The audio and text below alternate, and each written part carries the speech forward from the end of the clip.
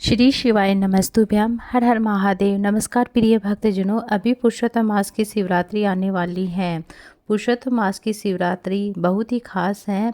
इस शिवरात्रि पर परम पूज्य पंडित प्रतीश मिश्रा जी पार्थिव शिवलिंग ऑनलाइन पूजन अभिषेक करवाएंगे, जो कि 13 जून शनिवार को पड़ रही हैं।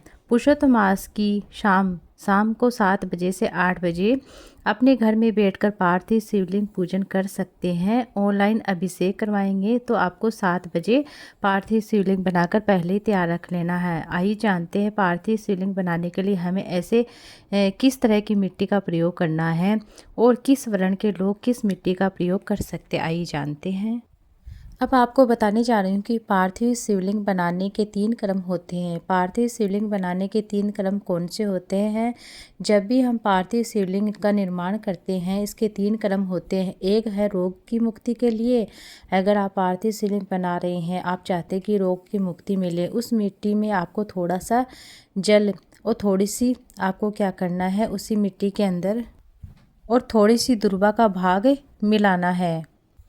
अगर किसी को कोई बीमारी है, बड़ी बीमारी है, तो आपको पार्थिव शिवलिंग का यह क्रम याद रखना है। इसी तरीके से आपको पार्थिव शिवलिंग बनाना है।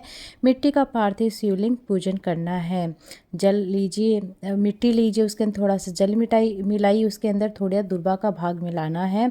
इसी तरीके से यह रोग मुक्ति के लिए पार्थिव शिवलिंग बनाया जाता है। दूसरा काम है जिसको संतान नहीं है, संतान की प्राप्ति के लिए, पुत्र की प्राप्ति के लिए, संतान की कामना के लिए या औलाद के लिए आप जैसे कि कोई किसी के छोरा छोरी नहीं है, बेटा बेटी नहीं है, तो आपको यह संतान की प्राप्ति के लिए पार्थिव शिवलिंग बनाना है। तो उस मिट्टी में अगर थोड़ी सी आधी चम्मच भी हम कच्चे गाय का दूध होता है, पार्थिव शिवलिंग बनाते समय उस मिट्टी में डाल देते हैं और उसका पार्थिव शिवलिंग बनाकर पूजते हैं। कहते हैं कि दूधो नाउ पूतो फलो।